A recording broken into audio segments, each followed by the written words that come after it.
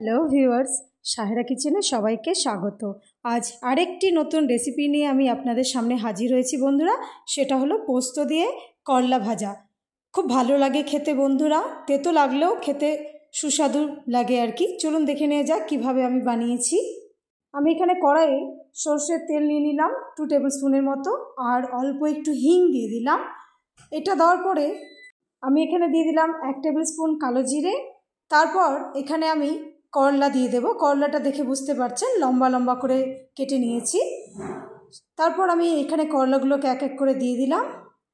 দেওয়ার পরে এখানে আমি প্রথমে দিয়ে দেব হচ্ছে 1 টেবিল স্পুন লবণ আর 1 টেবিল স্পুন হলুদ গুঁড়ো দিয়ে ভালো করে এটাকে মিশিয়ে নেব।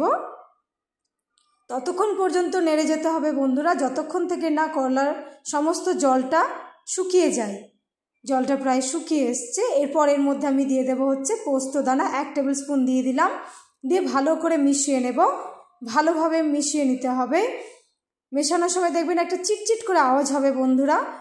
যখন লালচে হয়ে আসবে প্রায়, দেখুন আস্তে আস্তে লালচে কালার হয়ে গেল, আমাদের পোস্ত করলা তৈরি হয়ে গেল। এবার আমি এটাকে পরিবেশন করব। পরিবেশন করেছি, বানাবেন তো কমেন্টে আমাকে অবশ্যই জানাবেন। ভিডিওটি ভালো লাগলে অবশ্যই লাইক, কমেন্ট ও শেয়ার করবেন। সকলে খুব ভালো থাকবেন ও সুস্থ থাকবেন। ভিডিওটি দেখার জন্য আপনাদেরকে অসংখ্য অসংখ্য ধন্যবাদ।